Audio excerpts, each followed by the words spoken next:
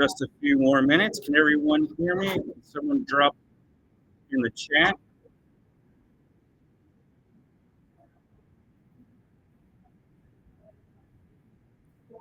Thank you, Mr. Kelly. Hey, how are you? Welcome, everybody. We'll get started shortly. Please grab some pizza. And then when we get started, even when you're grabbing food, you can just listen. We got an action-packed evening for everybody.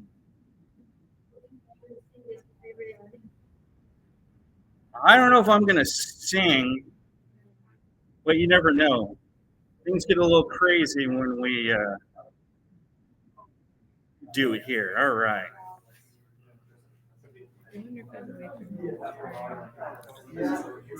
All right. 2 more minutes, we'll get started. Thank you, everybody, so much for coming. We've got people here getting situated, and really appreciate seeing you all. Hope you're ready for some exciting data plus TV action.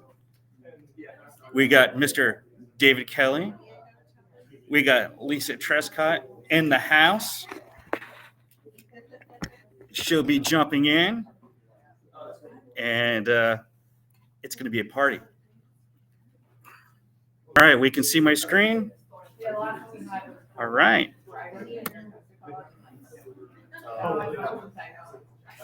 Hello, everyone. How's everybody doing? Thank you so much for attending in person and virtually. I really appreciate it. This is our San Diego Tableau user group meeting for November, Data Plus TV edition. We'll try to throw in some TV lingo. So currently this meeting is rated TVG for general audiences. If it gets out of hand, I apologize, but that is the rating currently. So for today's meeting, we'll go through our title sequence. What's so funny? Oh yeah, we're starring David Kelly and Lisa Trescott. AI can be a wonderful or a terrible thing. I think this is fantastic. This is one of the greatest AI pictures of our two wonderful presenters. So scene one will be David Kelly presenting the flows that built data TV.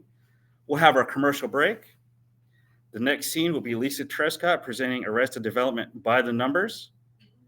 As promised, we'll be having a drawing for San Diego Clippers tickets. For those that don't know, the LA Clippers have a G League team, and they've moved to actually Oceanside. They built a brand new arena, and their first game is going to be this Friday. And so we have some tickets to give away. You have to be present to win, and we'll do it live on the screen here so everyone can see. That's totally legit, I promise. And you should be able to actually get into the game. All right. Our executive producers for today's episode, I'm Luigi Cicciari. I'm one of the co-leads for San Diego Tableau User Group. I am a Tableau User Group ambassador. It's the first time I've gotten to say that, so congratulations to all ambassadors out there. We have Kayla. Would you say hello? Oh, she's eating. So never mind, but she's a co-leader here and an ambassador. So I want to thank her for all her help and everything she does. And then Ashley Zong, she's our third code lead, and she worked for Qualcomm and helped us have our meeting room today. So I want to thank the co-leaders. Without them, this would not be possible. Or how would they say on PBS? This is possible with viewers like you. I didn't work on this, so I'm sorry. Oh yeah, this program is brought to you in part by Qualcomm. There's a tagline for Qualcomm I can't see here, so I can't do the announcer voice, and I'll be better prepared next time. I'm going through this because we've got an action-packed evening. I want to make sure everyone has ample time to present. I wanted to call out that Tableau Next 2025 nominations are now open. If you're not aware, Adam Miko put this together, and it helps recognize people that maybe haven't been recognized by the Tableau community, but their peers see that they're doing a lot of work and they may be new. And this is a way to show your appreciation. You can scan the QR code and enter a nomination, and Adam will write a blog and introduce you to all the great people in the community that are part of this. I was part of the 2023 cohort. I know some of us were part of Tableau Next as well. I know Sarah Pallett is watching virtually, and she was in last year's cohort. And it's a great honor to be nominated and be part of this. And many people who are in Tableau Next go on and do other great things. So please take a look. The QR code will take you to the blog, and you can learn all about it and submit and let Adam know that Luigi sent you. And we're here because we're using Data Plus TV data set. If you scan the QR code, they'll take you to get the data, and you can play around with it. David Kelly did a lot of the work pulling all that together and worked with Tableau, and he's going to talk about the process tonight. But check it out. There's a lot of fun stuff in it. You'll see how it's put together. You'll see one fun viz, a lot of Iron Viz entries having put together using this data set. And if you're looking to practice your skills and just have a boatload of fun, this is one of the ways I recommend doing it. So scan the QR code, check it out, and get ready to have some fun. All right, so we're going to get ready for David here. I try to look for TV show intros for around the area. So there was this show, I think it's called Memphis Heat, that lasted for part of a season. So we'll see how this goes. If I can hit play. No. Bueller. Oh, that's a shame. I will find it later because it's more important to hear from David talking than to hear that, but I will find a way to play it. Good call, Roshni. Thank you. Going to Memphis, where the beat is tough. Memphis, I can't get enough. Oh, and it makes you tremble, and it makes you beat. Gets in your blood, that Memphis beat. Oh, yeah. Oh, now it's playing, and I'm not sharing. That's all right. We'll skip that. There we go. Let me reshare the screen again. Sorry for the technical difficulties. I can do in-person events just great. I can do virtual events great. You put the two together, no bueno. All right. So I'd like to introduce David Kelly, Scene 1. He's a senior consultant at Moxie Analytics. He's a Tableau Public Ambassador, and he is a Grow Master that I look up to. So everyone give a warm welcome to David Kelly. And I'm going to stop sharing my screen so he can pop on here. How's everybody doing? Doing fantastic. Thank you. Great. All right. I'm actually going to show you two different versions of the flows that built Data Plus TV, and I'm going to talk about why there's two different versions. The first version is pulled up on screen. So rather than show you the prep flows, unlike the fancy tool Alteryx, which you can use to build out flows and present them on a flow gallery and share them with other people, Tableau doesn't yet have that capability. So what I've actually done is I stripped the metadata out of the prep flows and rebuilt them in Tableau so that people could actually see how the flows were built, and you could actually interact with it in a way to see what actions were occurring. So this is the original set of flows that built Data Plus TV. And the reason why I say the original is actually because when I was first handed kind of the rite of passage, I would say, of building Data Plus TV, I was already working with a fixed data set. It was the exact same data set that Tableau had built Data Plus movies out of. So it was about a year old. It was CSV files that were, kind of large in size. And, fast forward to now, I actually have a separate set of flows that are much more complex, but I'll get to that in a second. So the first flow that originally built Data Plus TV was converting data sources. So you can actually see here that there's a lot of activity that's occurring where I'm going through and I'm kind of filtering down some of the content. I'm starting to append some of the data, like adding a primary key into things. But ultimately, what the purpose of this was for me to take CSVs, which are very, very slow because of the size in Tableau Prep, was to convert those large CSVs actually into kind of workable hyperfiles. Tableau loves hyperfiles, not just in desktop, but also in Tableau Prep. So one of those big key learnings that I took away from this original set was if you're working with large CSVs or large text files, just build a very simple flow that does nothing more than convert those files into hyperfiles. They're a lot faster and they're a lot smaller. The second flow was me taking some of those kind of simple ideas that would be converted into a workable data object, but didn't really require a lot of manipulation. So like for series rating, I'm not having to do a lot of prep other than to rename a couple fields, pivot the data a little bit, and then output it. Same thing with title rating. Person was literally me taking the person file and renaming the output file as dim person, which is just a dimensional object containing information about people, right?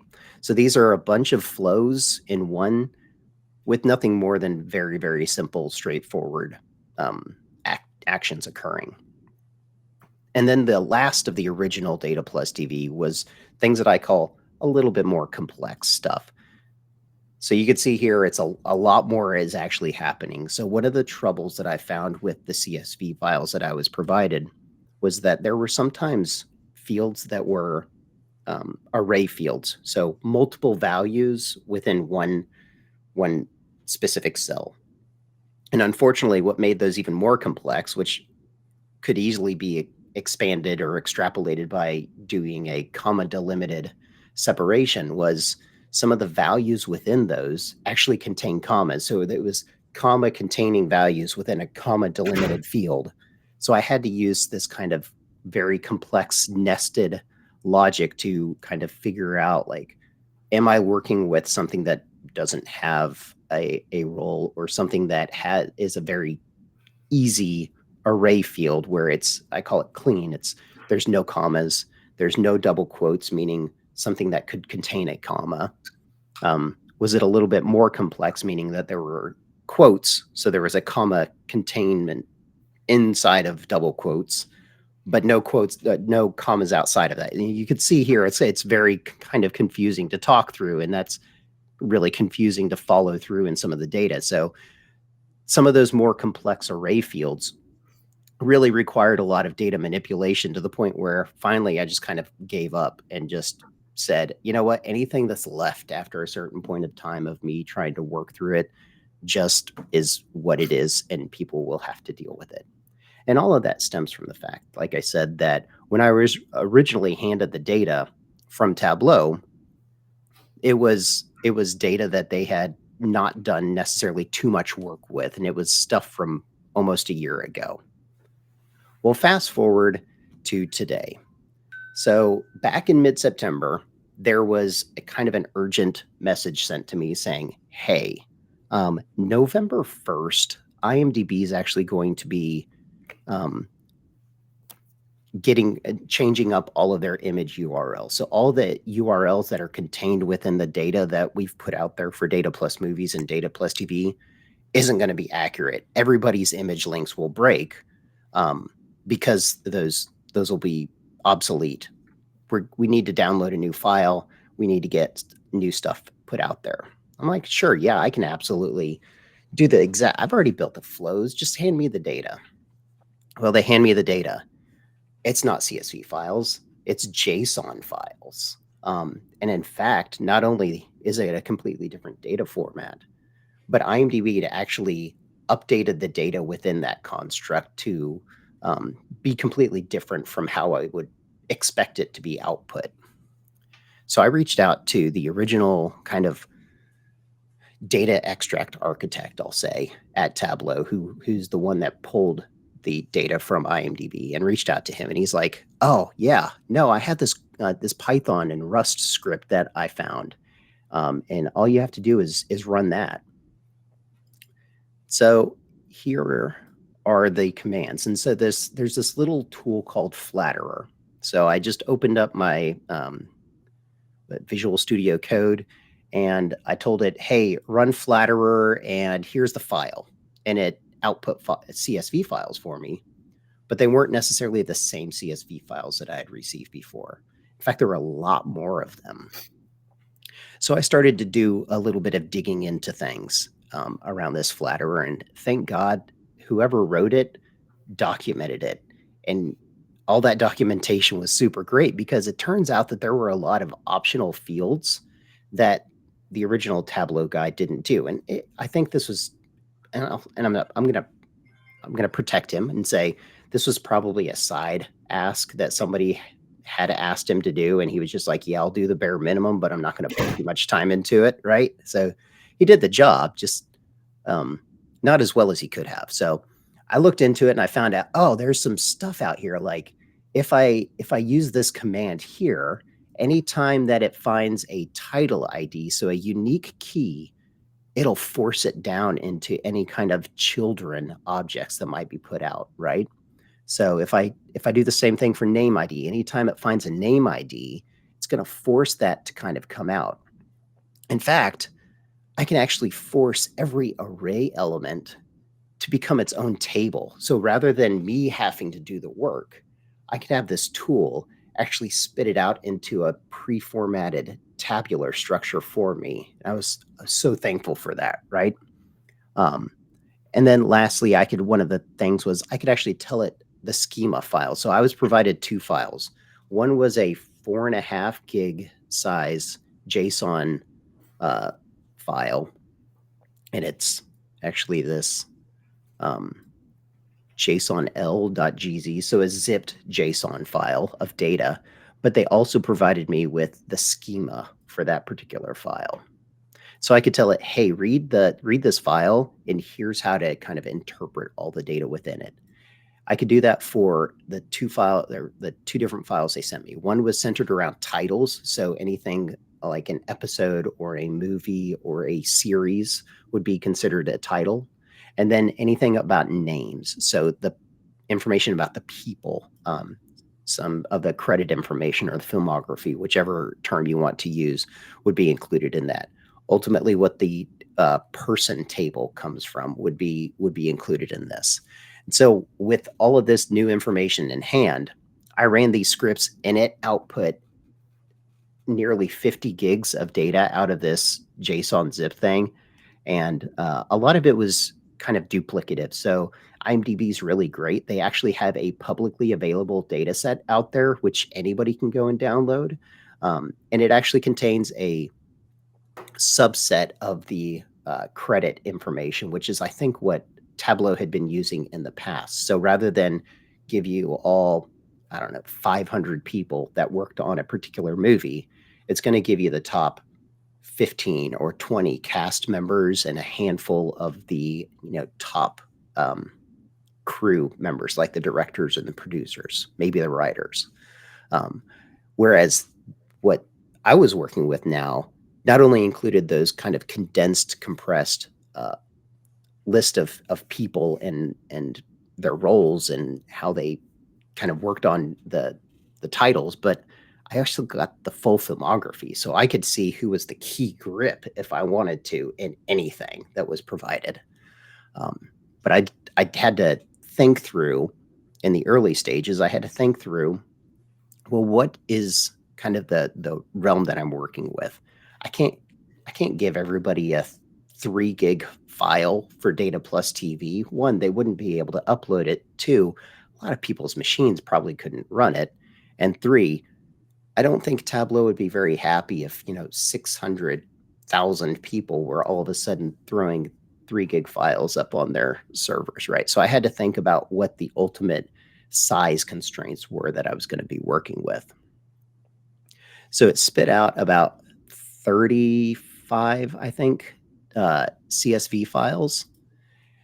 So that's when I kind of had to start going through the process of looking through what those files were and how I could make my life easier. So around that time, I'd already kind of discovered previously, like, oh, I need to do some kind of initial prep work, pun intended, on what I was going to be doing in Tableau prep. But I needed to be kind of conscientious about what that data model was going to be in the long run. So I thought that I would need to do two initial stages, or two stages of flows. The first stage would kind of be restricted to what are the things that I would only ever have to do whenever new data was presented to me, the architect. And the other set of flows, that second stage, would be restricted to things that would be kind of conditional to the topic that I would be working with. So let me kind of rephrase that in a different way. There's stuff that I only need to do the one time when I get new data, and there's stuff that I can do kind of repeated and tweaked depending upon what I'm trying to produce. So it's the same data from IMDb that can build either data plus movies or data plus TV. So what flows do I want to run when I'm running data plus movies?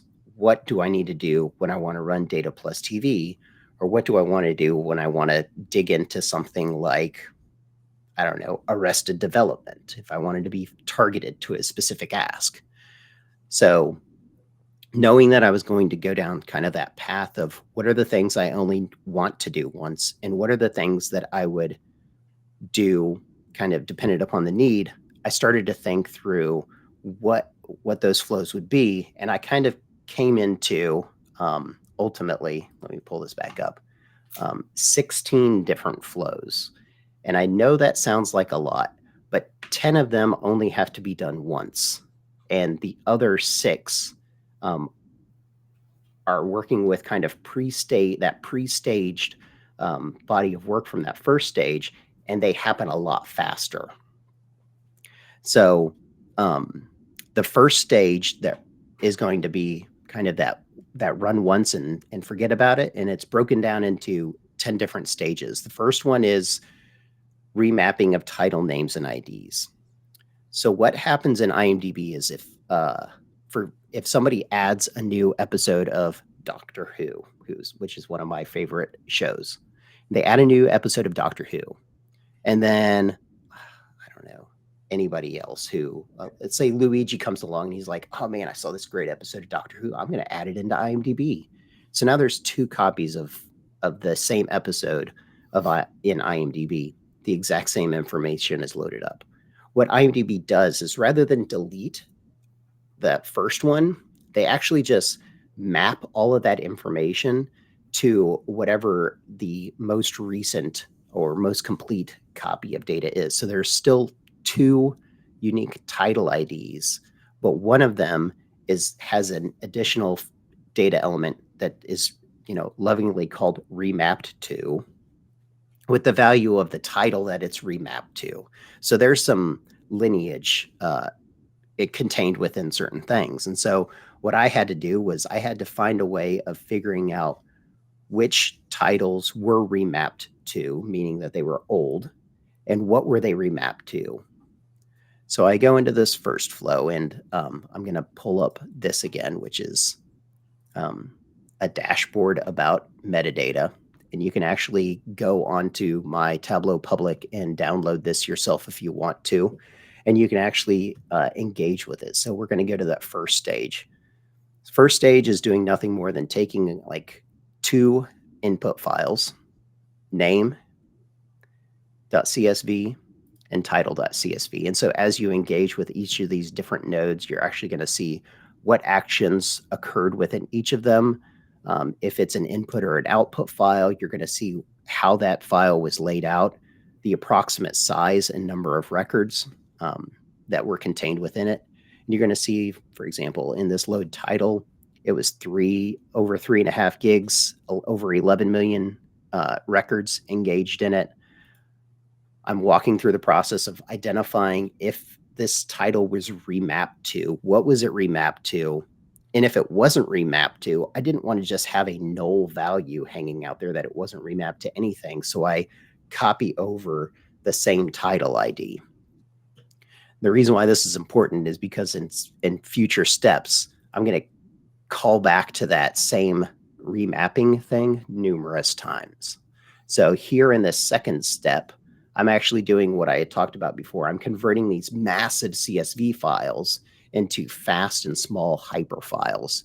But I'm going through and taking the additional step of making sure that I have the up-to-date, most current version title information or name ID associated with that particular file. So I'm kind of cleaning up and getting rid of all the old information and only focusing on what's current and up to date. And I'm doing that for each of these kind of output files that you can see here. So anything that is coming from the title.languages, I'm only looking at the current title associated with any entry in there, and I'm writing it kind of back out to its own thing, because I don't yet at this point know what data was necessarily in there and how I'm going to want to use it. So I'm not getting rid of any fields per se.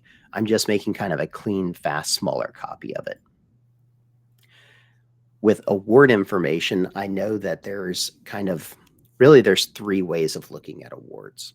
The first one is looking at what did a person do? And so that would be like somebody who's nominated for like a lifetime achievement award.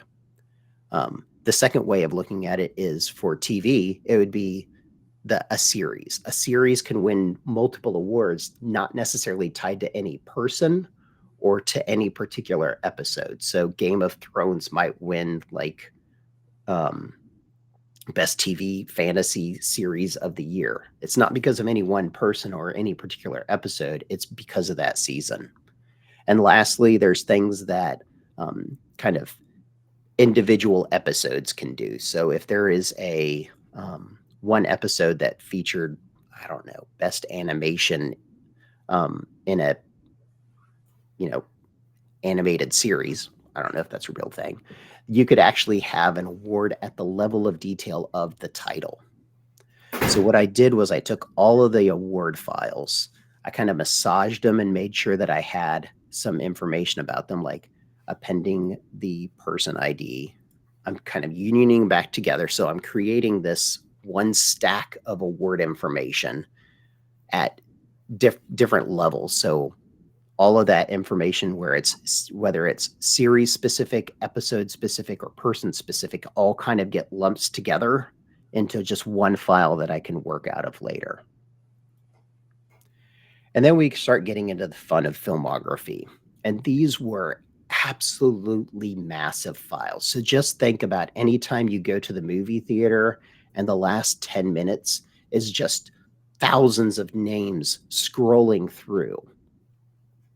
TV shows aren't that much different. There might not be as many, but if you have 200 people in the cast and crew and there's, 10 episodes, I mean, think about the math on that, right? And then if it goes on for an additional, 5 seasons, you're just duplicating a lot of names, a lot of role information. You're just duplicating that and blowing it out a lot. And so sometimes these filmography files would absolutely choke my computer. And it's not a lightweight computer. It's got a lot of RAM. It's got a modern processor, but it would still absolutely choke it. And so the way that I approached doing filmography was break it into smaller, manageable chunks. And so what you'll actually see is that in each of these flows, they're going to look very, very familiar. What's unique about them is what filters I put into place at the very beginning, which is always a must-have Tableau prep tip, is filter as much as you can early on. So when we're starting to talk about filmography, you could see that I start doing some of the initial mapping. I don't want to get any of those remapped title information. I only want the title that hasn't been remapped. if I'm looking at movies, sorry, I can't click there. If I'm only focusing on movies for data plus movies, I'll filter it down to just looking at movies. Unfortunately, we're not allowed to look at adult entertainment. So getting rid of adult movie titles, maybe another day. Data after dark. And lastly, make sure we only have stuff that is or could be kind of on air today. So I don't want to look through anything that might have been released this year because this year is not complete. But I also want to make sure that I'm including stuff where maybe the information is missing just because it's missing and not because it's not done yet. And then again, going through and I'm doing some of this cleanup, getting rid of field elements where I don't necessarily need anything because ultimately I just want to get a consolidated list of TV episodes and titles. So I like to use aggregation a lot for creating unique lists of things in Tableau Prep and working down and doing some work with them one-on-one. So like I said, the filmography files were kind of broken and spread apart, and they were linked through the worst named field ever, which was _link. So there were credits were broken into, I think there were 7 total, but I didn't need to use all of them because I didn't need to know, unfortunately, who the key grip was on George of the Jungle. I'm sorry. There were certain roles and job things that I wanted to know about those. So here I'm loading up the credits by category credits. That's a great title that IMDb came up with this table for. And this is kind of the main credit thing. And what I'm having to use that for is, first of all, I'm going through and I'm joining it back to that list of title IDs. So I'm only grabbing those non-adult movie titles in this case. And I'm grabbing all of the information out of the load title credits by title category thing, other than anything that was missing a category. If you didn't have enough information for some reason to be of value, I didn't want to include you, unfortunately.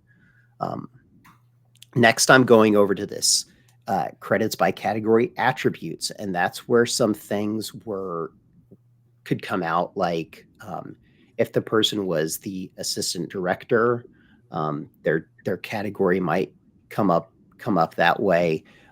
What their billing position was, if it wasn't already listed in here, would come about.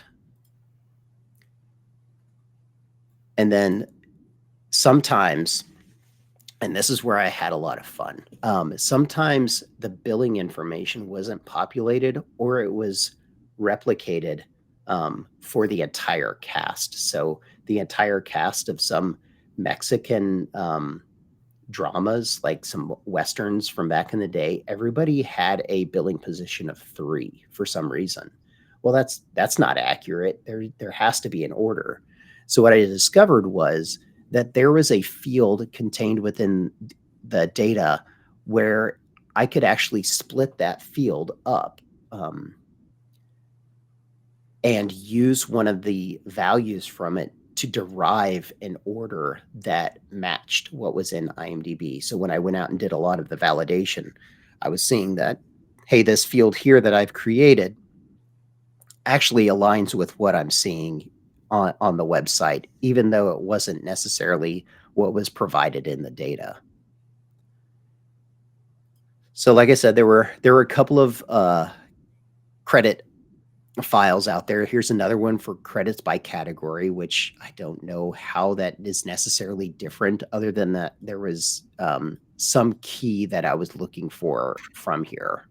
And then lastly, roles. So sometimes, a lot of times what they did was, rather than replicate the roles that a person was in for a TV show, like every single time, they actually split it into another file so that they could kind of reference it. They did a lot of normalization in their data modeling.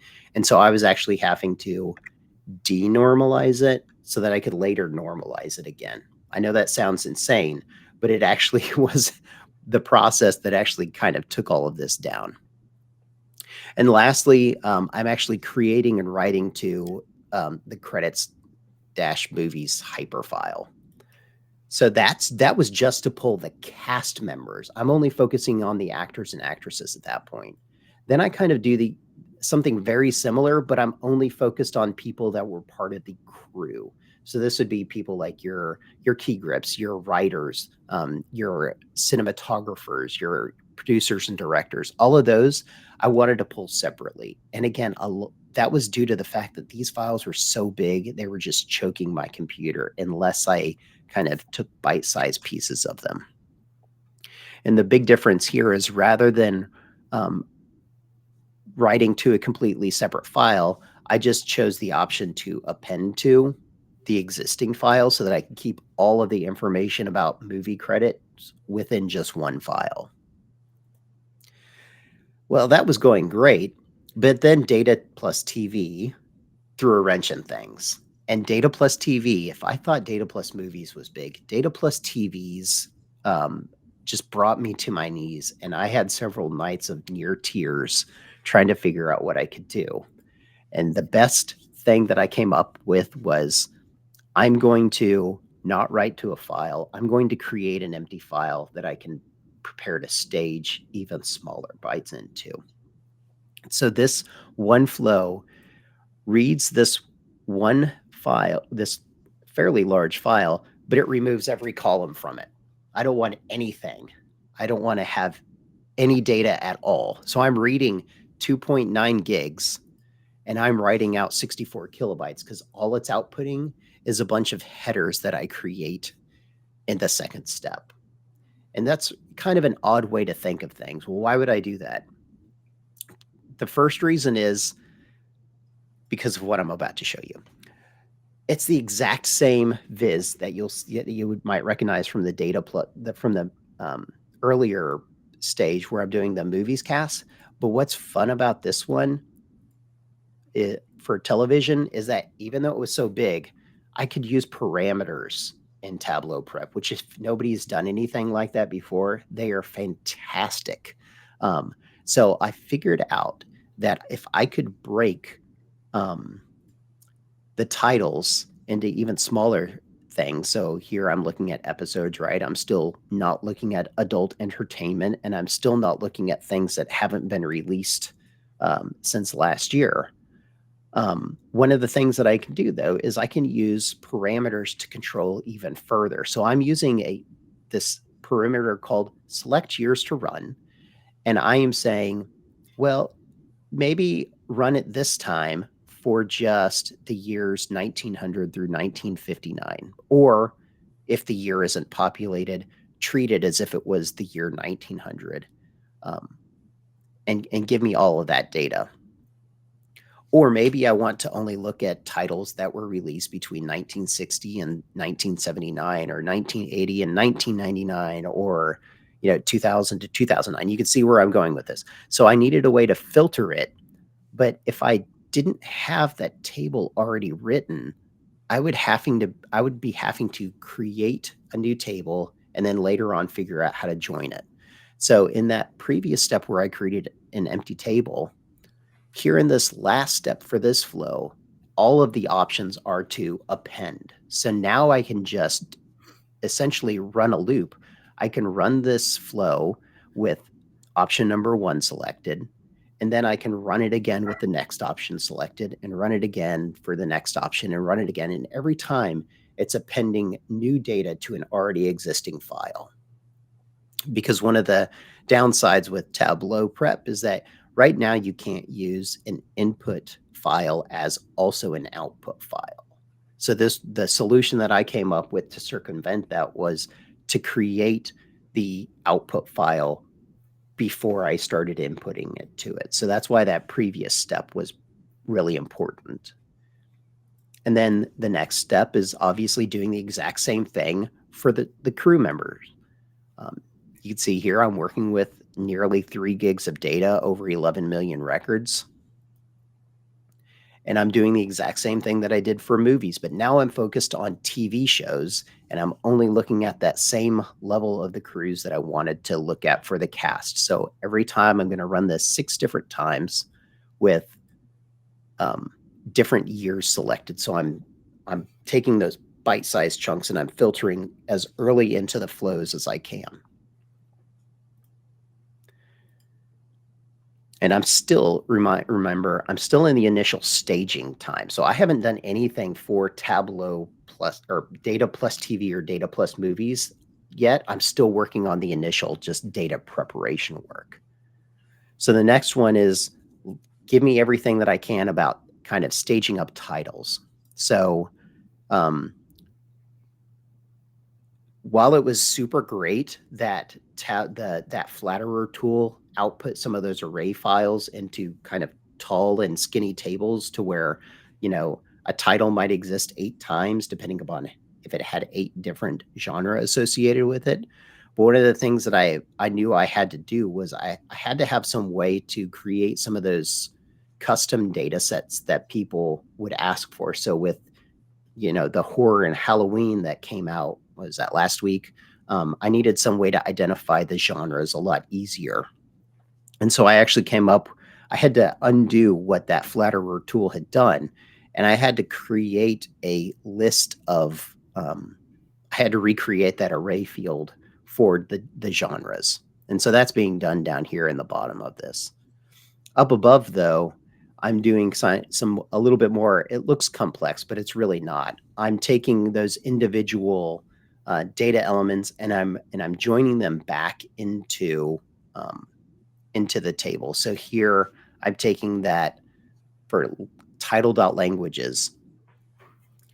I'm going through and I'm creating an order to some of those array fields. So just like there was a link that contained some unique way of listing where they were in the cast or crew role or billing position, there was something done for the languages. So some movies have multiple languages, but unfortunately, we've chosen to just kind of not unfortunately, we've decided to select just the top one language associated with a movie. And so I had to take each of those titles, look to see where in that position of the array or where in that link I'm looking for and find an order number out of that. And I'm doing that for things like taglines. So a movie might have multiple taglines. I only want the first one. I want the primary one that was put out there. Colors the same way. A movie can be both in black and white.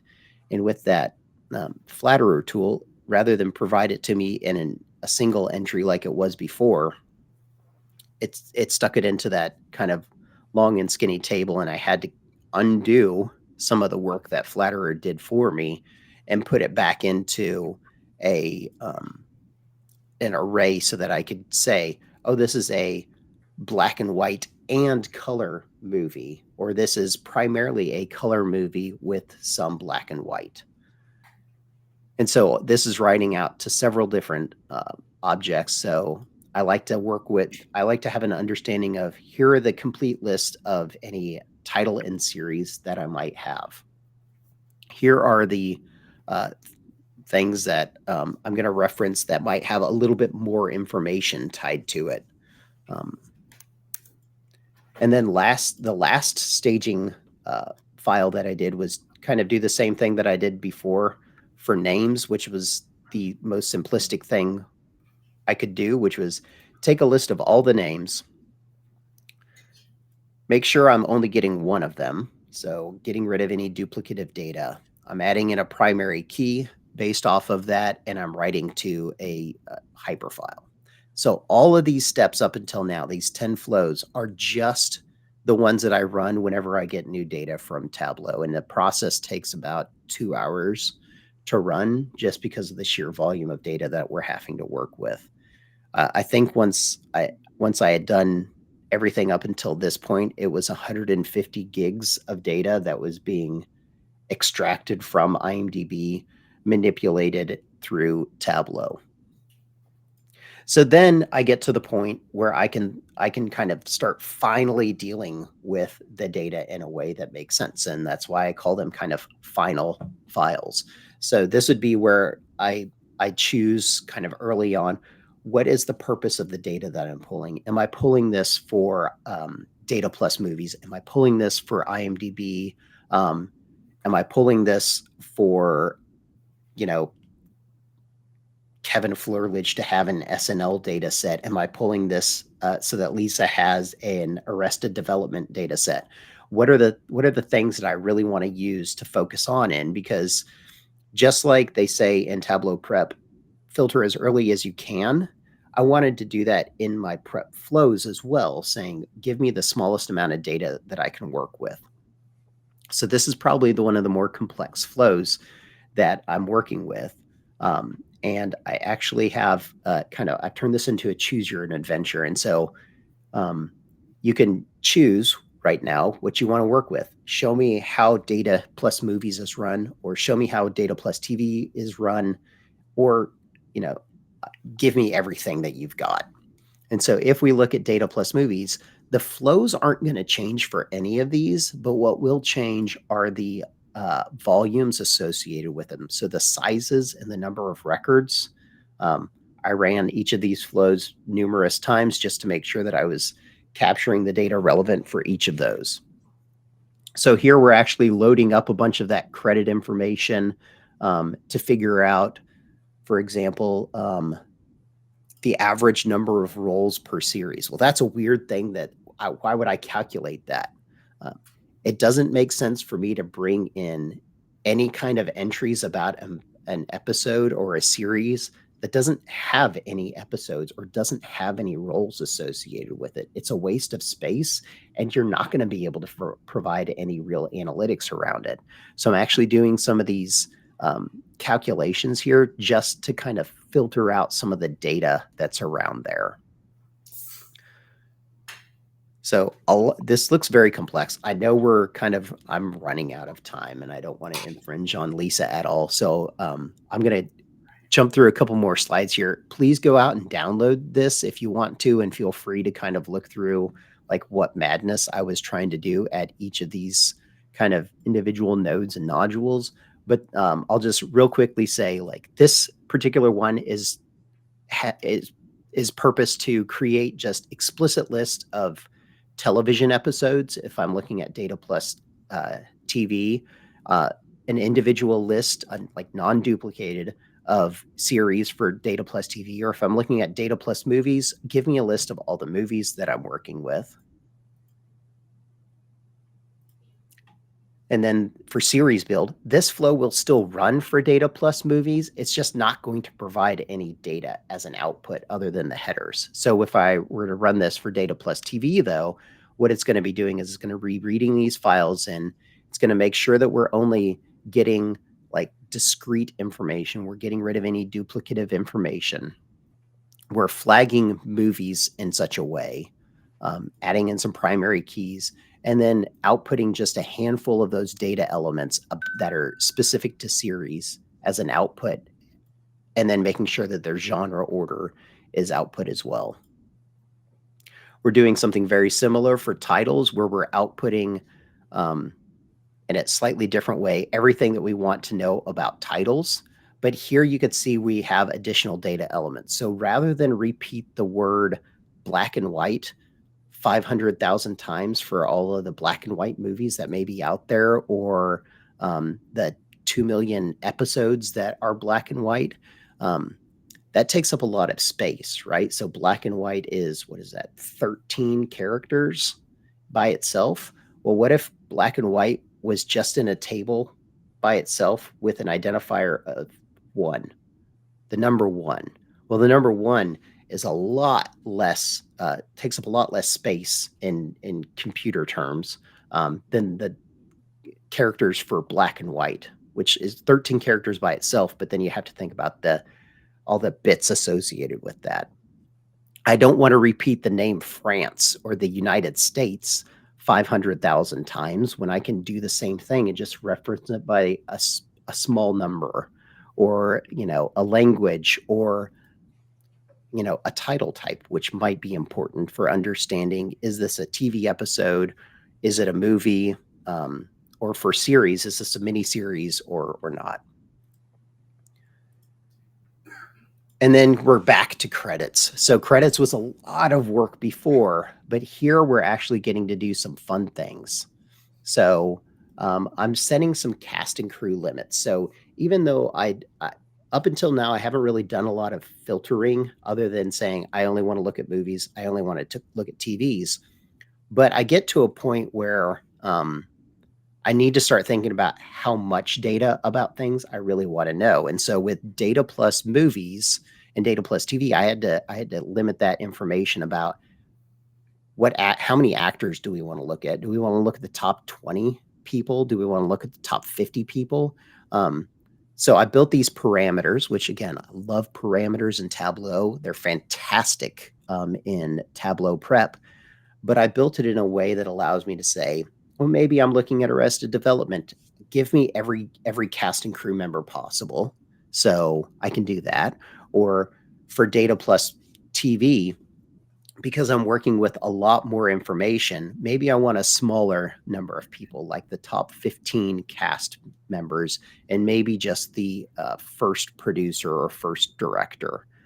Whereas data plus movies, well, while you would think that there's more movies, there's actually a lot more television episodes than there are movies. Guiding Light has been on the air for what, like 30, 40 years? New episode every day, practically. So movies, there's a lot less titles associated with them. So I could actually include more information about how many people to bring in. So with data plus movies, I actually decided to bring in the top 30 cast members and the top 3 producers or 3 directors that were out there. And so I use the credit flow to kind of create these limits that I can then apply later on. So if I'm looking for everybody, give me everybody that's an actor. If I'm only looking for, the top 1 cast member, I only want to look at the important ones. So I'm sorry, key grips. I'm sorry, cinematographers and sound directors. I'm only going to look at the primary director or the primary producer. Then I come down to these, I call them simple fact builds. These are, again, they may look complex, but they're actually very simplistic in what I'm trying to do. Some of these steps are very simple in nature, but one of the things that I wanted to do was I made a misspelling there. Make sure that when I'm looking at distributors, well, a title can be released in the theaters and be distributed by one group of companies. Then it can come on to your TV and be released and through other distributors. So actually, the way that I approached this was, if I'm pulling for data plus TV, only give me the first TV distributor. If I'm looking at data plus movies, only give me the initial distributor for that title, not any other re-releases or remasters or other television distributors. So that's some of the stuff that I'm doing with company information. I'm making sure that I'm creating kind of a fact and a title for each of those. So a fact table means that if you have multiple production companies per title, you're going to have multiple entries in this table for that title based off of how many production companies, and that production company is only going to be listed the one time in the dim table associated with it. And then I had a little bit of fun with one of those extra tables that IMDb had thrown out to me, and that's one of the things that was the known for. And so with this, I'm actually able to identify if a particular role for a person in a movie or TV episode was one that they were particularly well known for. And I added that little bit of data into it as kind of a bonus. And then the last one is building out awards. So I'm going to go back to what I had said early on about awards. Is you can have an award tied to a person, you can have an award tied to a series, or you can have an award tied to a particular movie or TV episode. I initially tried to use the new multi-fact analysis that Tableau had put out. I just couldn't get it to work that a way that I want. So while the data is there for us to identify the names of the person associated with an award, it is not present in the data that was output for Data Plus Movies or Data Plus TV. God willing, we'll get there one day, but as of right now, it's not.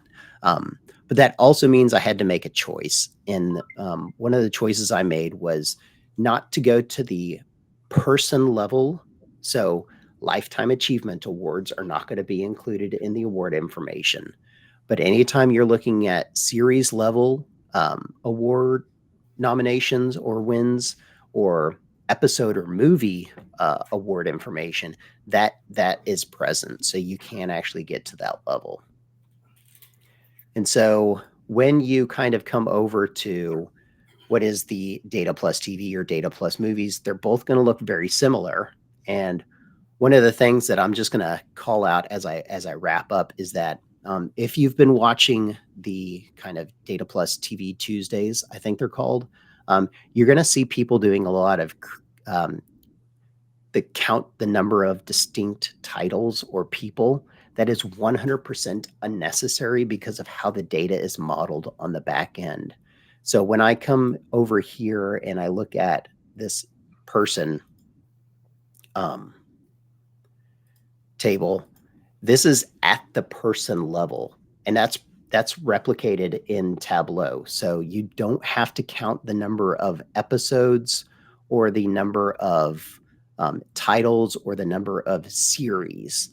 That's already being done for you based off of the calculations already present in the workbooks. And that is a lot of information thrown at you very rapidly about Data Plus TV.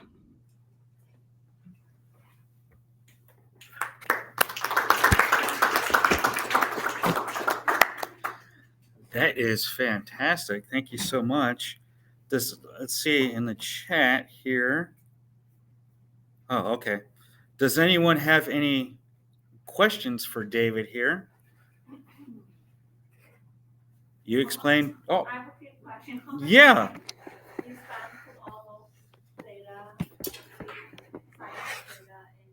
Crab, and then if you work, make it ready for him to visualize it. Like how much time spent on that? Just curious. It was so complicated. So the question essentially is, how much time did it take you to do all of this? It looks extremely complicated. What, 5-6 minutes? Oh gosh, when did I started in mid-September, and I think I finished up let me see if I have that real quick.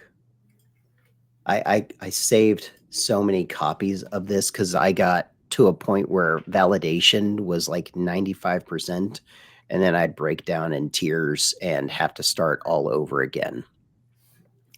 Let's see here.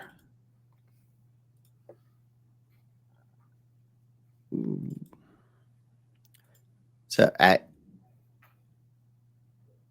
so I started with my initial flows September 9th, and I finished my newest flows in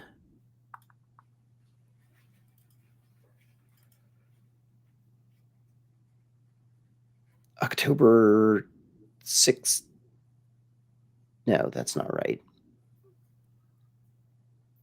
October 16th. That's right.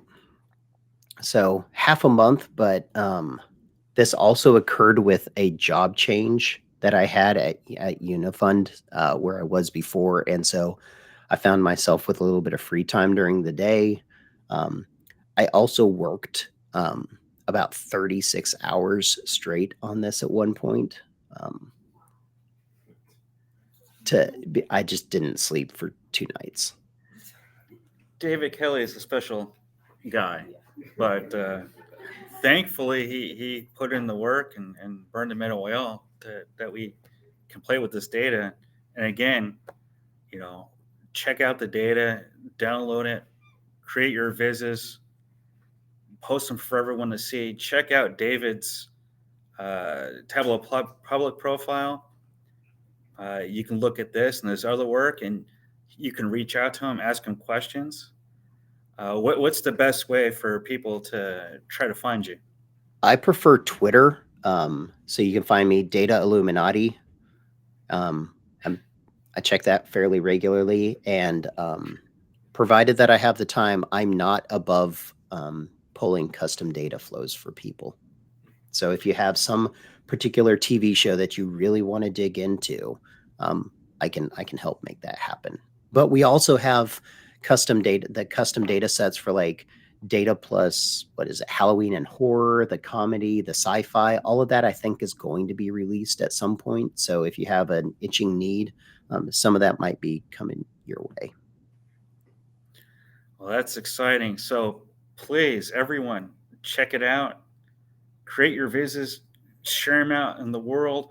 If you want to just share it out with our group here, we have our Slack and LinkedIn spaces that we'll go ahead and talk about a little later, but definitely dig in. And David, thank you so much. We really appreciate it. Fantastic presentation. You're a rock star. Thank you so much. All right. So where's David? Where's he broadcasting from tonight? So he's you're still on. I'm in Memphis, Tennessee. Gotcha. Yeah, and the land of Voltron and many other things. I have one in my room too, but I'll bring it next time. Next time David will show our Voltron and have a little battle. It's gonna be fantastic. No. Oh, that's right. I'm live. That's embarrassing. All right. Well, thank you. We're going to take a quick break here so people can grab a little food here. And then in a couple minutes, we'll get Lisa presenting. Again, thank you so much. We appreciate it. And we'll be back in a few minutes. Thanks, David. Are you going to hang out or do you have to? Oh, even better. All right. Awesome. All right, we'll be back in a second. Thanks, everybody. After these messages, we'll be right back. All right, hello. We're back. I hope everyone's having a great time. And thanks again to David Kelly. We have our next presenter, Lisa Trescott. She's a Tableau visionary. She's a Tableau user group leader for the California Community Colleges TUG. That was a mouthful. CCC TUG. And an Iron Viz champion. And I'm going to get out of the way and let her talk. Let's give a warm welcome to Lisa. Awesome. Thank you for having me. I'm excited to be talking about this viz. It's all about Arrested Development. Are there any Arrested Development fans? 3, 4? Okay, that's why you always pull your audience.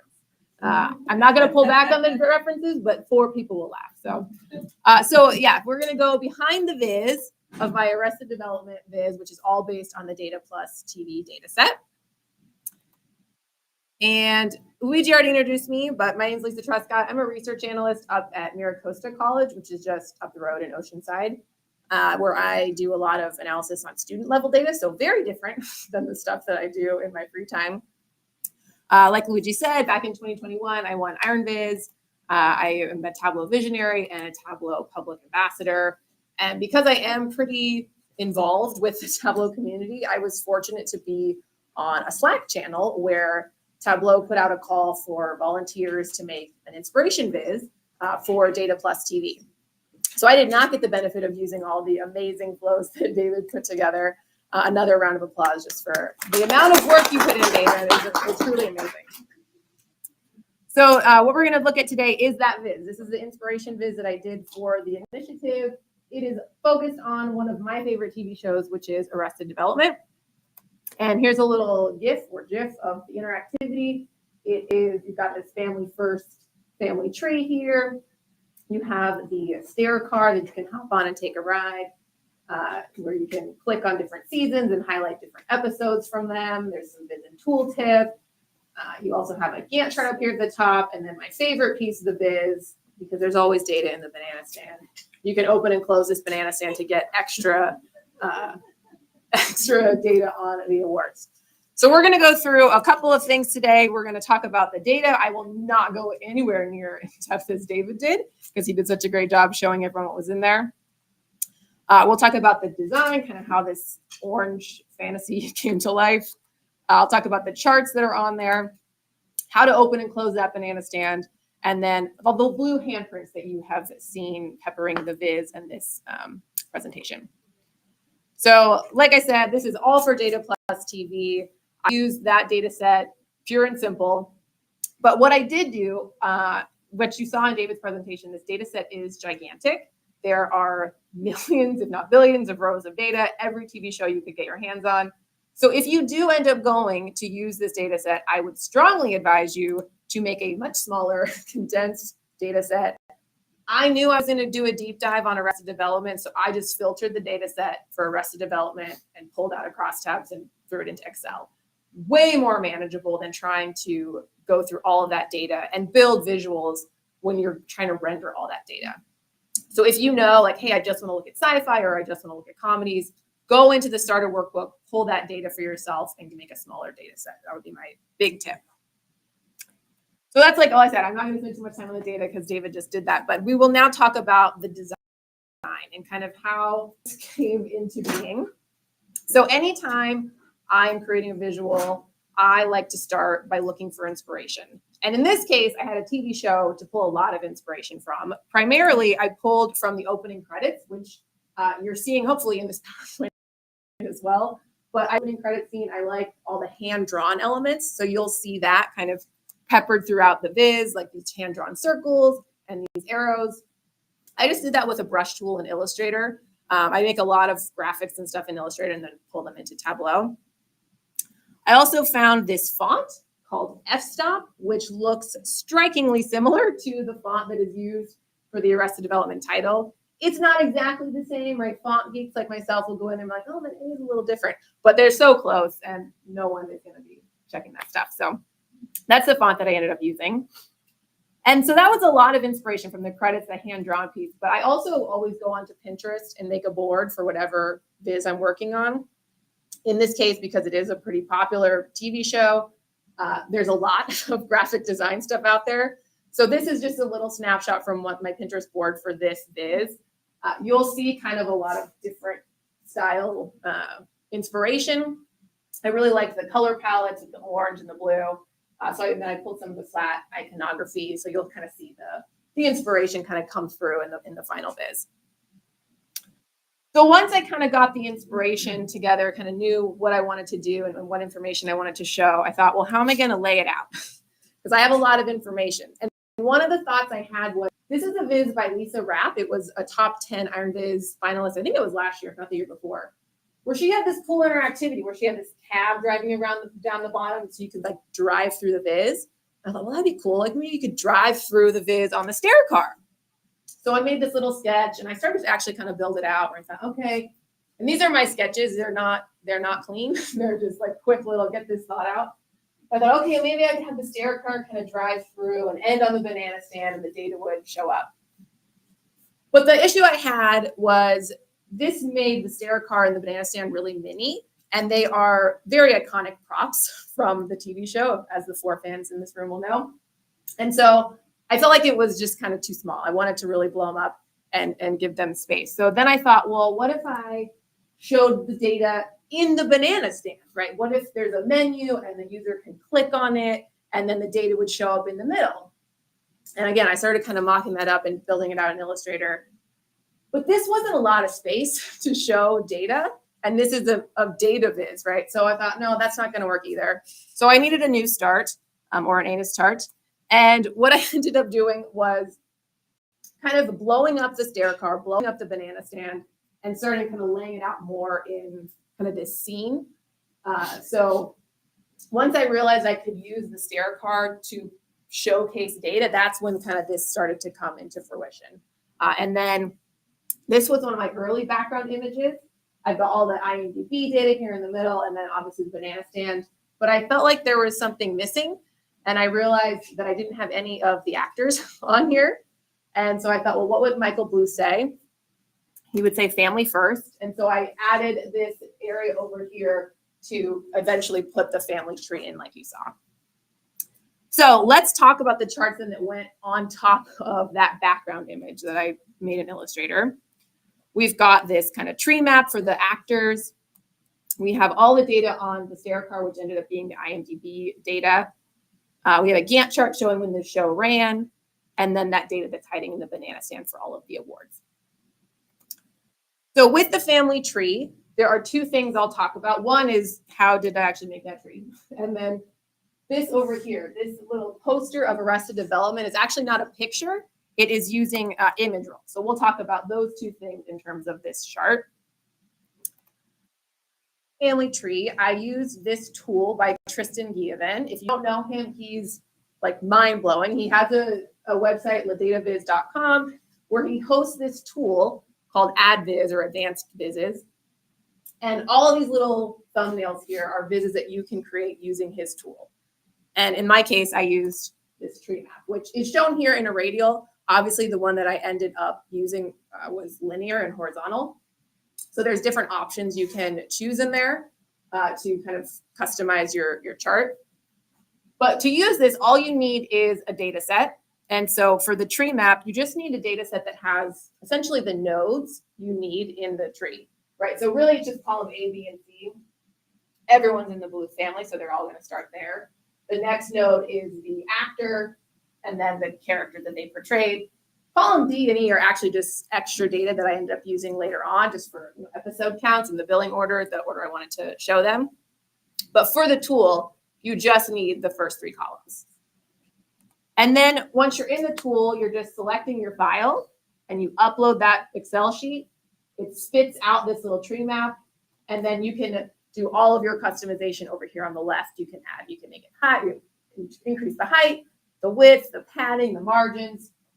You could make it radial if you wanted to. You can change the line types. Really just friendly user interface. And then when you get it where you like it, you just download it and you get it in this nice, pretty Tableau workbook, all ready for you to use. And so eventually I added in the names of the actors and the characters. And here on the end is just a custom shape, which is that little circle, size based on how many episodes the character was portrayed.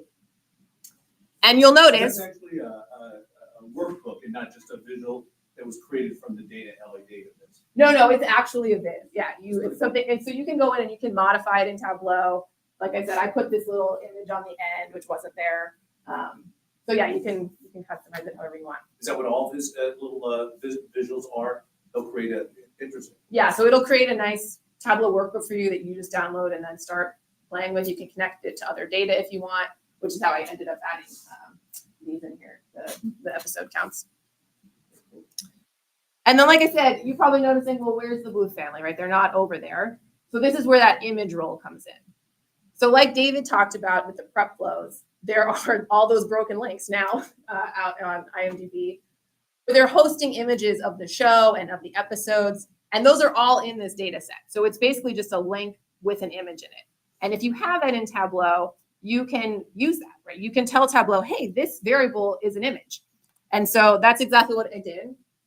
To assign image role, you just right click on your variable, select image role, and then URL, which is basically telling Tableau, hey, this is a picture. So go to that URL and render the picture. And then all you have to do is throw that variable onto your viz, and it's not there. I've made a huge mistake. When you're on desktop, sometimes this won't render, but as soon as you put it onto Tableau Public or Tableau Cloud or Server, it renders. So you might think you've messed something up, publish it really quickly out to Tableau Public or Cloud, just make sure, and the odds are the image will be there. So you're saying the URL is already in the data set? Yes. But this is just basically directing you to pull whatever image is there. Yeah. So this is telling Tableau, hey, this is where the image is hosted, and then it's pulling it in as an image. Yeah. And then for this data set, there's one for the series and there's one for each episode. So you get like little screen grabs from the episodes. I've never used that before. So do you have any ability to control the size of that, or is it just bring it in? You can resize it once it's on here, like just like a column width, you would resize and it'll grow Gotcha, and and it expand. allows size, gotcha. So, okay, let's jump now and hop on to the stair card. There are really only two types of charts on here. We have a rounded bar chart to show the lines on the stair card, and then the dot plots up here at the top. And this one is the episode rating, and these are the votes. And when I made the votes, it was very serendipitous because it just perfectly aligned with the slope of the stair card. I was like, well, that was a freebie. So it was just threw it on there as a hop-ons. So to make a rounded bar chart, you just need a dual axis chart with a bar and a circle. I put a you might not be able to see it, but there's an outline around the circles just to show you. That's all that's here, right? You're just going to dual axis these two, and this is the season rating. But on the final viz, there's actually this interactivity where you can click on the different seasons, and it changes the seasons that are highlighted up top, right, for the ratings and for the votes. And the way to do that is with a parameter action. I could probably give a whole presentation just on parameter action. So we're just going to kind of keep it high level and talk about what you need and how I did it with this viz. But essentially, when you are creating a parameter action, you are allowing your user to interact with a chart rather than, you know, the drop-down menus or the sliders that come in by default with Tableau. So you're allowing a user to change the input basically to those drop-downs to the parameter just by clicking on a chart. So that's kind of what's happening conceptually. To achieve this, you really need four things. You need a parameter, obviously. You need to use that parameter in your workbook somehow. I tend to use them in calculated fields, but you can use them in reference lines, top ends. So you can use them a lot of other places. We're going to use it in a calculation. Then you're going to need to create a sheet that the user is going to click on or hover over to actually change the value of the parameter. So in our case, it's that stair car bar. And then we have to set up the parameter action on the dashboard. So let's take a look at what that looks like. First, we have to create a parameter. And so in my case, I want to change the season. So it's just a parameter of season, right? So the values here are 1 through 5 for the 5 seasons. I have a season param. That's it. Then I need to use that parameter in my workbook. So in this case, I've got this variable. I call it P dot season. Anytime I create a calculated field that works with a parameter, I always put a P dot in front of it just to help me keep track of which calculations work with the parameter. And it just says, does the season number, the variable season number in my workbook, match the season param? If it does, this will return a true. If it doesn't, it'll return a false. Then we need to create a worksheet to control the parameter. This is the sheet the user is going to click on in order to change the season parameter. So in our case, it's the stair car bar. And I just want to point out, I've got that P dot season on color. So the trues are returning red, the false is returning blue. And then I didn't highlight this, but season number is on road, right? That's what's disaggregating our data. This has to be here because this is essentially the value that's going to get sent to the season parameter. So if I don't have the season on my viz somewhere, Tableau's not going to have anything then to send to the parameter when the user clicks. Does this make sense? No, okay. So then when you go back to your dashboard, you can set up your parameter action by going to dashboard and actions. And we'll do the change parameter. And then you're met with the interface. There's a lot of different selections you can make here. And it took me a long time to understand what this was actually saying in plain English. So now I always think about it in plain English when I'm writing or making these selections. First thing I need to say is, well, how is my user going to interact with this? So that's the run action on. And here it's set to select. So what that says in English is when the user clicks. When the user clicks, and then we need to tell it, well, on what? We need to tell it the source sheet. When the user clicks on stair car bar, which is what's here, what's going to happen? We're going to send the source field. We're going to send season number to the target parameter, to season param. So when the user clicks on stair car bar, send season number to season param. That's essentially what this says. And that's what allows that parameter to change. So then when you go back to this viz, I actually put the drop down here so you can see that it is in fact changing the parameter when the user clicks. So that's what it's happening, right?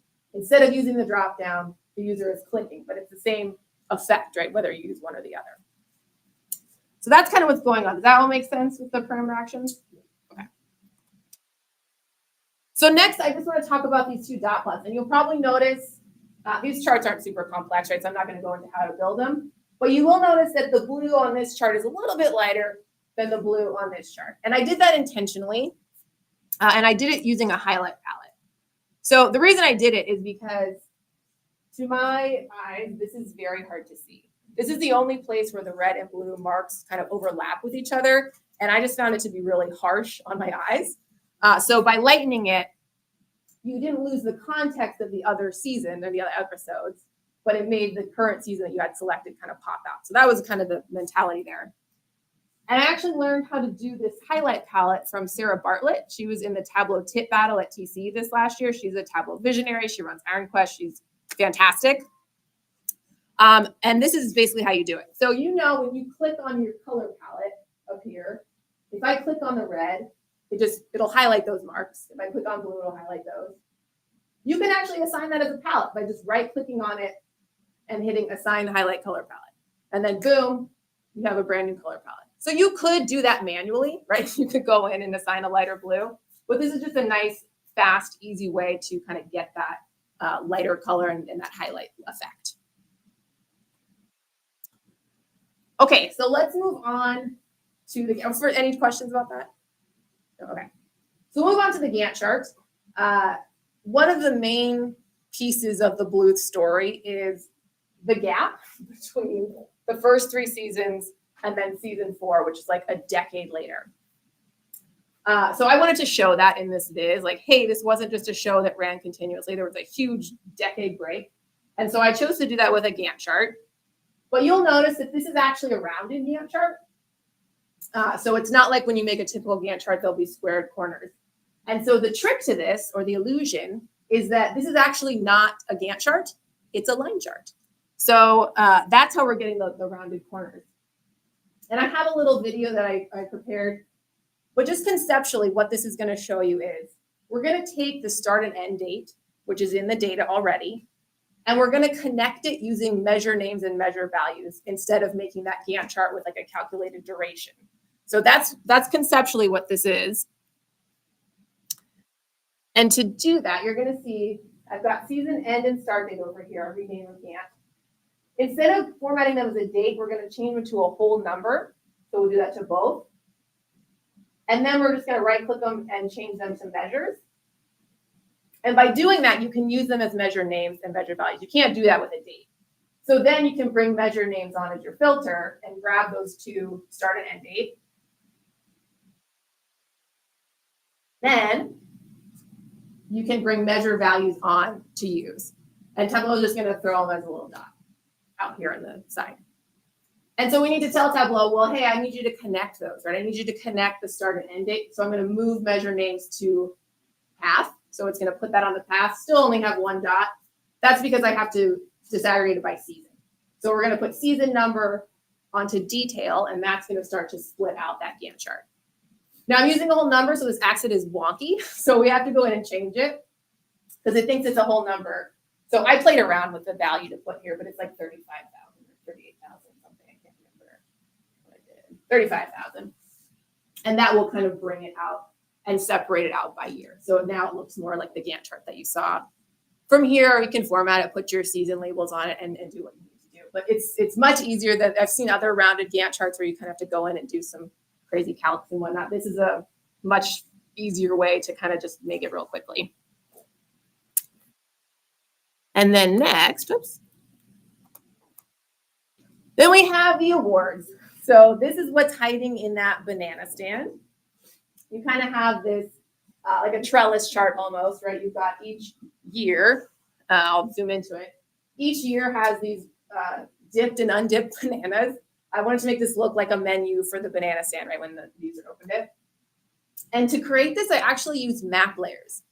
And you don't have to be a cartographer like Buster to know that this is not a map, right? But what really you need to know about maps is that longitude and latitude are just X and Y coordinates. And so as soon as you realize that, you think, oh, Well, with maps, I can map any X and Y coordinate. So that's basically what we're going to do here with this map layer. So there are two calculations in here. There's these calculations called make point, which literally do that, right? It's like the best name function. It makes a point out of your X and Y calculation. So I did create X and Y calcs. I'll show you those for the award in a second. And I added like 0.2 and 0.5 because they weren't right in the exact spot that I wanted them. And then I did the same thing with the banana. So there's a make point for banana X and banana Y. And if we just look at the year one, we're those years on a 3x3 grid, right? We're lining them up to make that trellis chart. So it's just 1 through 3, hard coded to each year for the awards. And then same thing for the Y. And then we can use those in the make point calculations. And so what that looks like in terms of building it is you have these NP banana and NP year. So we'll bring one on and we'll just drop it on the view. And you can see I got 9 little points here. Then when I bring the banana one on, I get this little icon that's basically adding a layer to this map. And I want the orientation separate, so swap. So I swap those and the viz disappears. But that's okay. We just have to put some things onto detail. So for banana, there's this award ID, which is just an ID for all the awards. I throw that onto detail and you can see now they're all coming out onto the view. Same thing with year, I just have to put the year onto detail. And then you get a mark for all the years. So going back to the banana, it's dipped if it's a winner, it's undipped if it's nominated. So that is the award winner, goes on to shape. And that's what brings that custom shape into the view. And then for year, I don't actually want anything there. I just want this mark that I can edit. So I'm going to make it into a transparent shape. A transparent shape is just a shape with no fill and no stroke.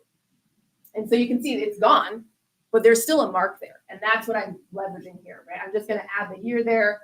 I do some more formatting to make it look, the blue title and whatnot.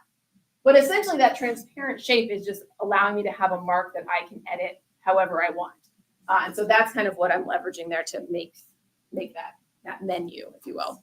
Where did you assign the data points to your awards in the banana type shapes? These ones? Yes. So this was a bit of a headache, honestly. There's a place you just assign it that value and it's able to use it or something. Yeah. So I added a numeric value, like 1 through however many it was, 150 or 60 or something, to each award. And then I didn't put it up here because it's just like, it didn't even fit on a screen to figure out how to force the X and Y coordinates.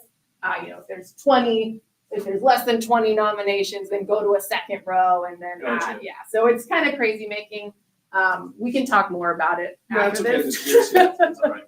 But yeah, essentially each one of those bananas has its own X and Y coordinate to put it where it is.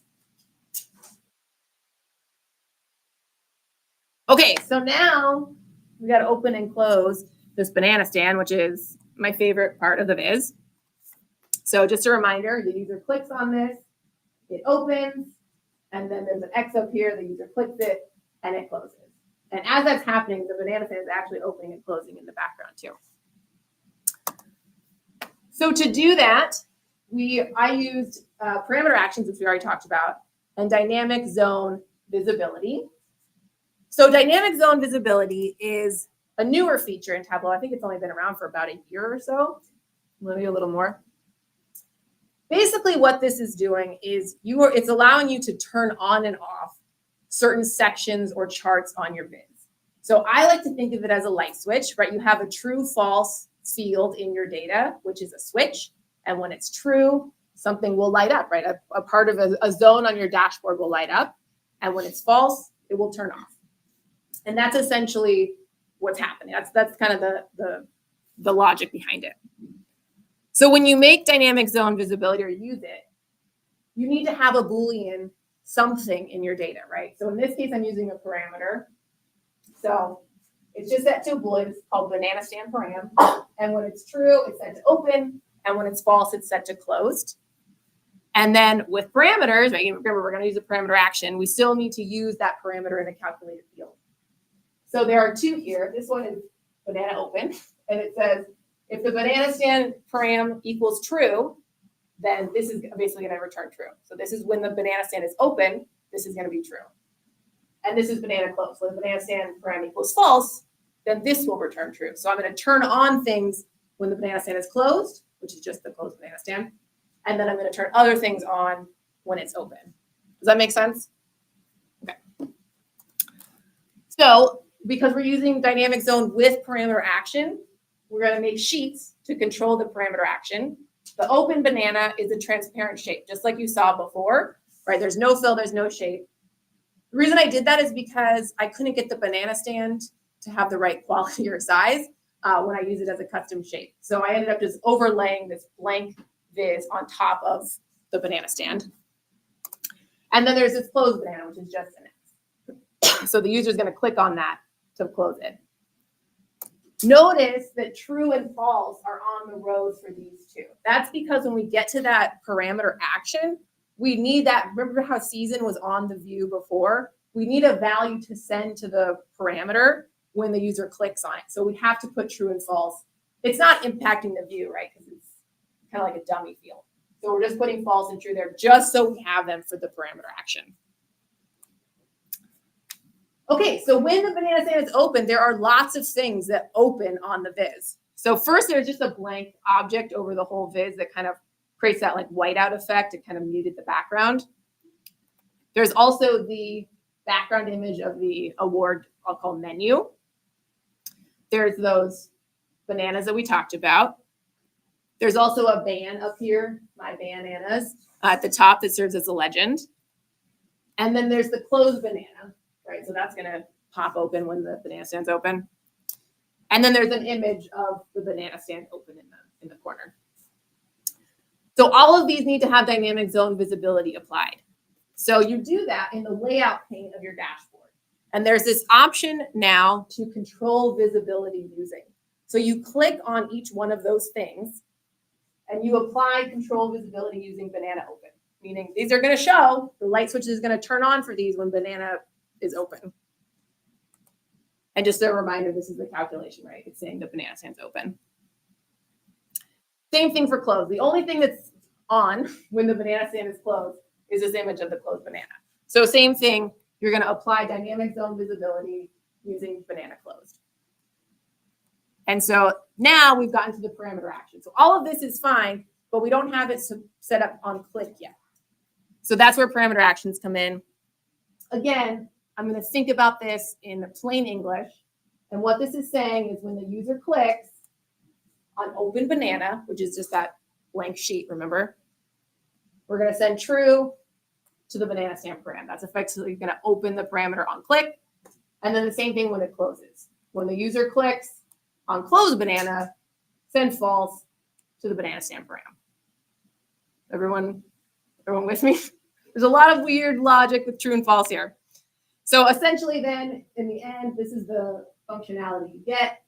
It opens, it closes on click, and then you can find all that hidden information in the banana stand. Okay. Now I'm going to turn to everyone's favorite never new Tobias Funke. You may have noticed that I appreciate that you were laughing at all my references, by the way. Banana stand param. Banana stand param. Amazing. So Tobias is one of the Bluths. He's part of the Bluth family. And he is known for auditioning for the Blue Man Group. So there is always this blue paint smeared on the walls of the Bluth home. He's always dressed in blue paint, like getting his handprints on things. So I knew I wanted to have these handprints in there somehow. And what I landed on was using them essentially as info icons, right? To kind of help the user to know that they should click on the banana stand to open it. They should click on the stair car bar to change the color. So I found these Photoshop brushes that were just like the perfect handprint. And so I just made a bunch of blue hands and then I brought them in as custom shapes into Tableau. So you'll see I have this whole folder in my Tableau repository now of just blue handprints. And when you put that onto a viz as just a shape, you then get a tooltip that you can edit. So that's what I'm doing here. Tobias also has a very distinct way of speaking. I'm not even going to read this because in my head, it just always sounds like Tobias, and it won't if I read it. But I had so much fun trying to write in the voice of Tobias. So definitely, if you've never seen the show, take a watch and then go read these tooltips, and you will have a new appreciation for them. And that's everything. That's it. So thank you. I put down here, you can't see the little screenshots there. I dig deeper into this viz. Actually, I go into the logic for the banana X and Y on my blog at lisatrescott.com. There's all the stuff I talked about plus a little bit more that I couldn't fit in the time. But head there and you'll get some more information about the viz. And then I know we've kind of been taking questions throughout, but if there are any more questions, I'm happy to take them now.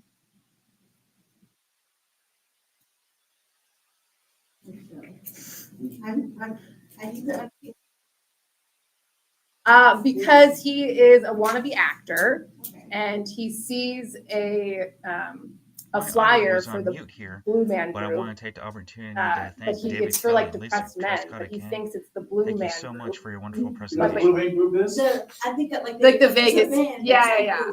In Vegas, it's like these guys who perform and they're all in blue. Yeah. So he keeps thinking that he's going to get an audition for the Blue Man group. So one of his taglines is, "I blew myself early," because he's always putting himself in all blue paint and then never getting the call.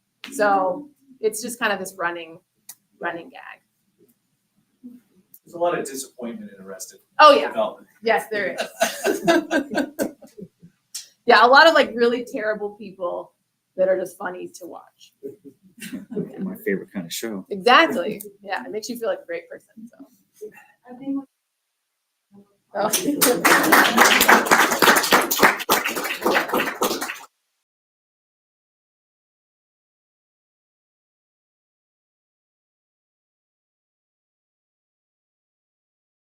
Thanks, Roshni. I was muted, so thank you for calling that out. Now we're going to be doing the Clippers tickets drawing. So I have a list of all the people who registered here as an attendee. So I'm going to do this live. So when we pick out pairs of tickets that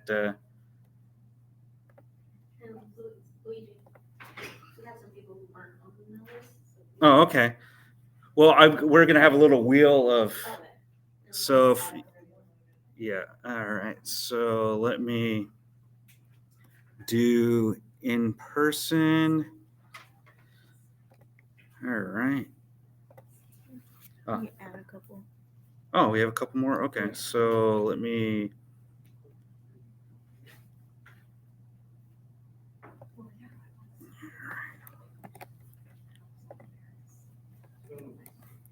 All right. So who are we adding here? Lisa, how long have you been using? All right. Since Kelly. 2017. Yeah, I started when I started Maricosta and just never looked back. Started Jonathan. using like 2014, and then around 2017 I got a new job. Where I Do never you want to used take it. out Oh, people? no. Did it show up or? 7 years Let me ago. take out Started learning it again. us. I've done a ton of data visualization. All right. Sorry, bear with me. We're almost there. And I'm like, I know there's Trying to be. amazing stuff that people Yeah, I should probably take my name out. And then the beauty of it, of course, is All right. interactive, right? Yeah. Not just creating up. All right. So let me stop sharing my screen here. Well, if you do use And Photoshop, we're it'll going to show you go doing to the stuff wheel like that of. into Tableau, right? Yeah. That's what I brought that I gotta up. find the wheel. I just don't know how to put it all together, so that's kind of like mixed up the word. So I'll look at your website. And share the screen again. I love that. I've got Come some on. that are actually the data. The data's not that difficult. But it's Let just me. like trying to put it in a really nice creative format, as opposed to just boring graphs that you can do really at anything. Yeah. Yeah. So. Yeah, that's a fun. It's definitely become like a creative outlet now, right? I use it for There we work, go. for, so that of course we all. And We did have a few that My are. kid goes to I sleep. think I'm you like, have to okay, get what can that. I do now? oh, okay. Well, I mean, if you learn how to, I mean. All right. So we're gonna share. Visualization, and I mean, it's one thing people can learn to make charts and know how to, but if you can really visualize it Mhm. in a really nice way, you can really tell a story. especially if it's complicated stuff. You're gonna have it. Yeah. Oh, it's not. It's Yeah. sharing Have on you the seen any of screen Meredith there. entries this year? 'Cause they I are have like, not, no. they're so good. Like, I feel like the caliber is just like, amped up and up and up. It's really good. You know, it's amazing the stuff you can do. You're like, really? You could do that in Tableau? Yeah. So, but the tool has come a long ways in the last 10 years. Oh, for sure. I remember when you couldn't even have like a transparent sheet. Yeah, And you're like, well, now I'm like, that's all I use. Transparent sheet. for like layers, yeah. Yeah. All right, so we're gonna spin the wheel and we'll be giving out pairs of tickets. And if you're not present, then we'll go ahead and spin again. I have removed the user group leaders, and by request. Okay, so now let's see, spin. Where's the spin? Oh, right here. All right, so let's see here.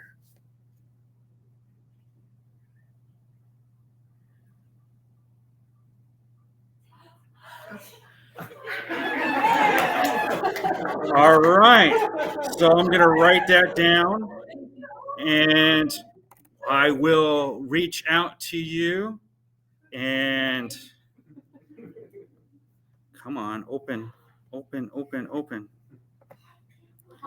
Okay, so here we go. Allison.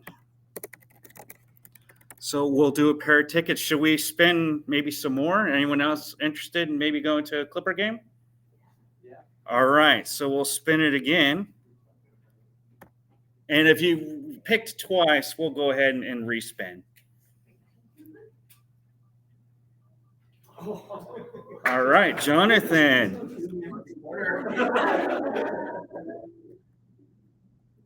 So if I don't have your email address, let me make sure I'm spelling. Please, we'll reach out to you. Sorry.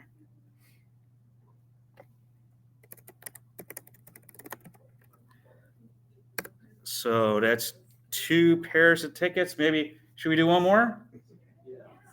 All right, let's see who is lucky here.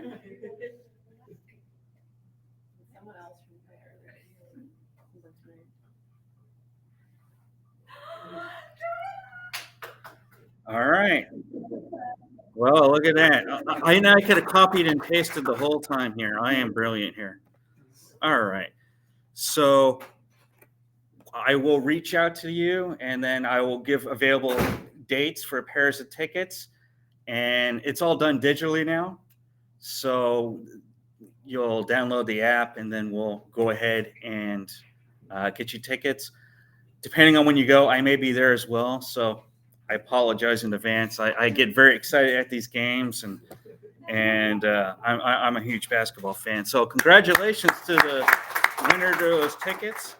So we're almost wrapped up here. Let me just. Like Qualcomm tickets or something that you're able to share or use, or where do they go? No, I'm a season ticket holder, so I'm sharing with people that have come. So let me just see where we're at here. We're almost at a time. So Aren't the Clippers about to get a new?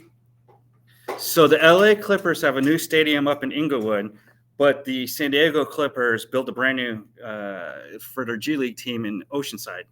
So a brand new arena, and let's see. Okay, share. So we did the drawing. Congratulations. Let's continue the conversation. We have a Slack channel and a LinkedIn group. Join in. We can share, have different questions, maybe on different visits, ideas you want for meetings, getting to know each other. We're trying to do events almost every month, some on the weekend when we get together and just have some fun and get to know each other. And then events like this, these are great ways to do it. And I also send out links in the email, but I encourage you to all get in on the fun, and we're there to help each other as well. And here's our credit screen, starring David Kelly and Lisa Trescott. executive producers, Luigi, Kayla, and Ashley. This was filmed in front of a live television audience at Qualcomm. Thanks again to Qualcomm. Special thanks to Tableau.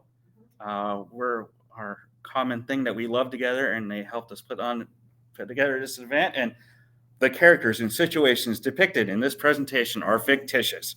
Any resemblance to actual persons or events is purely coincidental. How are you guys meeting here? Or do you meet in different locations? We meet in different locations, Okay, so used to be, yeah. so if anyone is interested in hosting a meeting, please reach out to me. If anyone's interested in speaking, we're always looking for speakers. It can be on visits, it could be on flows and prepping data. As long as we talk about Tableau in some fashion, and you want to share your knowledge. Next year, we have Tableau conference here in San Diego. This is a great place to practice. And we can have it just local and not hybrid. So if you're thinking about presenting, you can come in and give your presentation. We can give feedback and tell you how wonderful you were and let you know you're ready to present. And then you can put your name in. And if you present at Tableau conference, at least in the past, you're able to go for free. I'm sure they'll do something like that next year, but I don't have any insider information. But typically speakers get to go and get a free ticket. So great place to practice. So I encourage anyone who wants to speak, anyone who wants to help host, anyone who wants to maybe work at a larger company that wants to sponsor. We can do a lot of great things. So I hope everyone had a wonderful time. Thank you, everybody who showed up in person. Thank you, everybody that joined virtually. I hope you had a great time. And Matt Beeman, if anyone is in Raleigh, you are welcome to come to the Hurricanes game. So if you need help reaching out, let me know. But again, thank you again, everybody. Really appreciate you. You have a fantastic night. And we'll see you again soon. Thank you.